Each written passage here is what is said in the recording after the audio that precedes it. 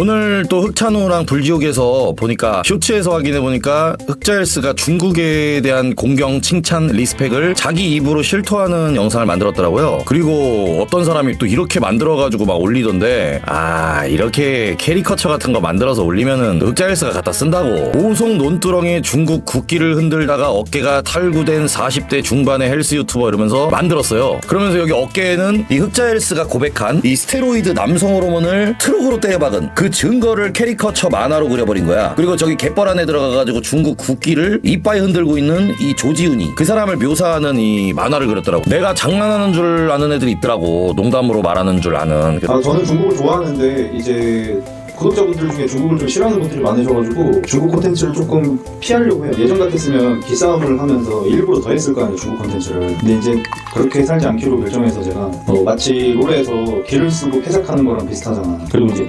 주사이모 나온 게 너무 커가지고 추가적으로 그럼 주사이모 얘기만 좀 더 해가지고 붙여서 낼까 해봤는데, 그게 이제 또 주사이모가 또 중국 사람이라 또 굳이 그걸 따로 빼서 다루기도 좀 긁어부스럼이고. 저는 중국을 되게 좋아해요. 이렇게 보다시피 실제로 중국에 환장을 하는 사람이에요. 지금 중국을 되게 좋아한다 그러잖아. 그러니까 내가 말하는 게, 여러분들 앞에서 설명을 하는 게 굉장히 축소되어 있는 이야기라니까. 내가 이 조지훈이가 중국 공안과 중국의 어떤 지지하고 있는 자신의 마음, 이재명 유시민을 향한 존경심과 사랑, 애정, 집착, 찬양이 축소해서 얘기하는 거라니까. 지 입으로 지금 얘기를 하잖아. 아니 부장님은 도대체 어떻게 하신 겁니까? 쥐가 그렇게 저렇게 말을 하고 사니까. 입에 중국 단어를 물고 사는데, 지금 박나래 사건을 자기가 회생방안이랍시고 방송 소재로 다루려고 하는데 박나래한테 인젝을 놔준 사람이 중국인 이모기 때문에 저는 다룰 수가 없다라고 지금 많은 사람들에게 설명을 하고 있는 자리입니다. 흑자는 그래서 요거를 캐리커처로 만들어가지고 판매를 하거나 자기가 지메어나 흑닥이나 요걸 만들 때 같이 주는 게 어떨까? 키링이나 이런 이니셜 커리커처로 만들어서. 흑자일스가 옛날에 신남성현대 인규도 흑자일스를 혼내려고 그러고 저기 땅튜브한테도 혼나고 이런 걸 보면은 그 내용에 대해서 정치를 잘 몰라요. 그러니까 오해를 하고 계세요. 어디에서 세뇌를 당했는지 이 착각을 하고 있단 말이야. 그래서 이 사람들이 많이 혼난 거야, 사람들한테. 그러니까 좌파냐 우파냐 정치 성향이 어떠냐 그 하나만 가지고 사람들이 욕하고 난리치는 게 아니고, 이 사람이 그 진실 여부 사실에 대해서 잘 몰라요. 그러니까 수박 겉핥기란 말이야. 근데 그거를 자꾸 아가리로 꺼내서 다른 사람에게 말하다 보니까 뽀록이 난다고. 어느 정도 알고 있고 정치에 대해서 자기가 견해가 어떻고 이런 거를 뽀록이 나면서 문제가 된 거야. 말했지만 그라운드씨라든지 전한길이라든지 뭐 김어준이라든지 이런 사람들을 롤모델하고 있다 보니까 자기가 정치 유튜버로 넘어가려고 시도를 했던 것 같아요. 원래 일반적으로 그렇대요. 어떤 컨텐츠를 하고 있는 어떤 소재의 만약에 헬스 유튜버야. 그럼 분야가 있잖아요. 그럼 보통 뭐 3년, 몇 년 해먹으면 그 컨텐츠 종목에 대한 이제 조회수나 트래픽은 낮아진다는 거예요. 그러면 뭐 구독자든 조회수든 수익이든 낮아지기 때문에 종목을 조금씩 이동해줘야 된대. 뭐 추가하든지 첨가하든지 이동하든지. 그래서 유튜버들이 제대로 된 직업이나 본질이 없으면 약간씩 이동하려고 시도를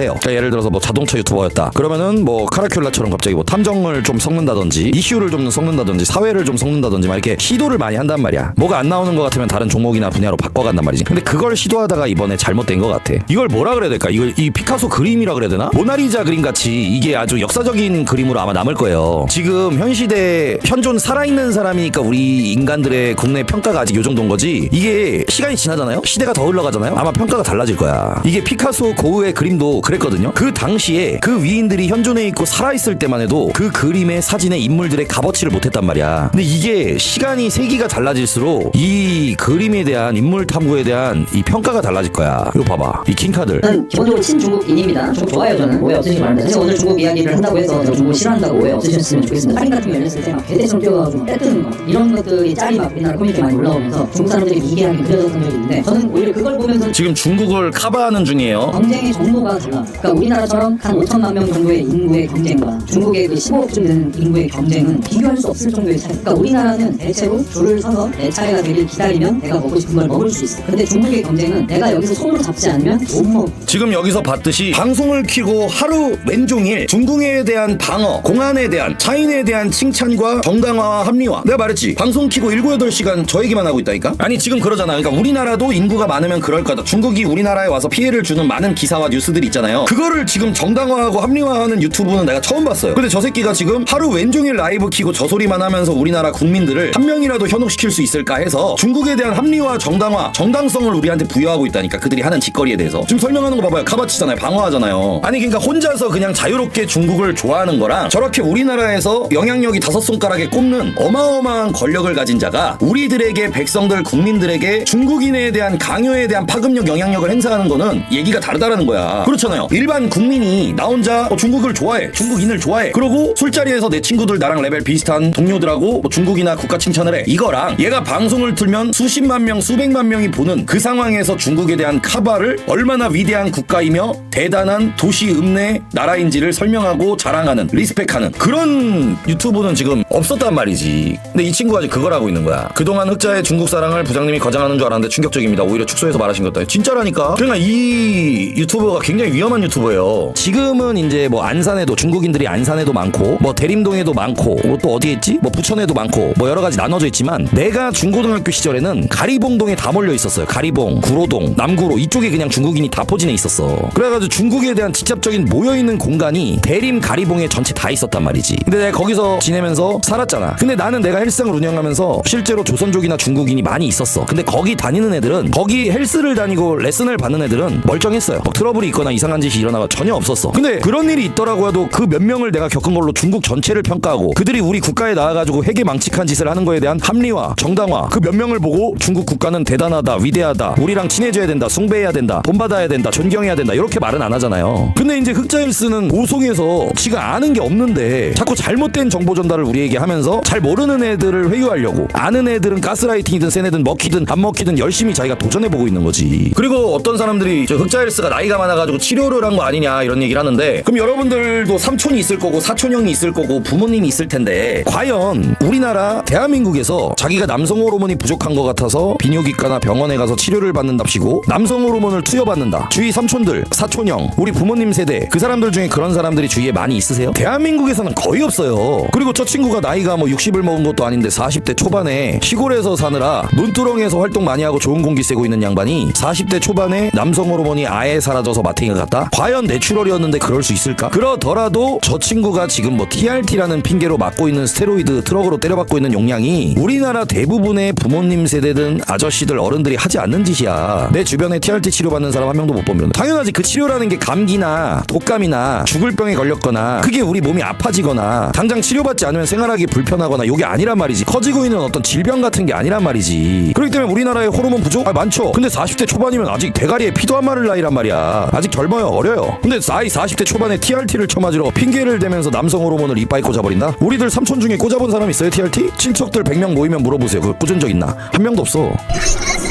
거꾸로 단백질 보충제 먹고 더 강해지도록. 나는 사랑 이 새끼야. 뭘 그래? 왜 그래? 자식아, 이 나쁜 새끼야. 단백질 먹고 다 강해지도록. 요짓거리를 지금 하고 사는데, 아가리에 지금 남자 아가리에 무릎을 꿇으라 그런 다음에 뭐를 뿌리는데 저게 어떻게 된 건지 모르겠어요. 자기가 돈 주는 직원이라 그런지 모르겠는데 가오를, 우빵을 이빠이 잡고 있어요. 근데 저걸 또 자랑하느라 지가 찍어서 올린 거야. 용찬우가 친구 없다고. 그러니까 얘가 용찬우를 공격하던 것들을 다 직접 하고 있어. 너는 용찬우 친구가 있다는 얘기를 들어본 적이 있습니까? 용찬우가 어떤 다른 사람들하고 콘텐츠를 찍는 걸 본 적이 있습니까? 없어요. 그리고 저는 합리적으로 생각합니다. 용찬우는 항상 이렇게 거짓말을 하면서 메뚜기처럼 이동을 했을 거고, 그래서 얘는 지인이나 친구 같은 게 아마 없을 거예요. 인간관계를 맺으면 반드시 원수관계로 끝나게 되는 사람일 거예요. 본인이 지금 머시미, 땅튜브, 나, 코메 모든 사람들 자기가 일반적으로 차단하고 팔로우 끊고, 우리가 문자를 하든 연락을 하든 머시미도 이유도 모르고 손절을 당하는 지금 용찬우가 자기가 욕하는 거랑 똑같은 짓거리를 하고 있는데 자기의 거울인 것을 몰라요. 안 하고 그냥 넘어가서 어차피 다음에 알고서도 또 질문 받을 거고 또 질문 받을 거고 또 질문 받을 거고, 그래서 계속 유료회원 뭐 이런 거 위주로 돌리겠지, 채팅 같은 거. 그렇게 계속 도망치는 인생 살겠지. 야, 내가 흑장 사태 터졌을 때 회원 전용 채팅으로 돌렸냐? 내가 흑장미 사태 터졌을 때 회원 전용 채팅으로 돌렸냐? 도네이션 무시했냐? 내가 그 크로코다일님 저기 부스터 그거 사건 터졌을 때 회원 전용으로 돌리고 도네이션 무시했냐? 도망쳐서 해결되는 게 없어.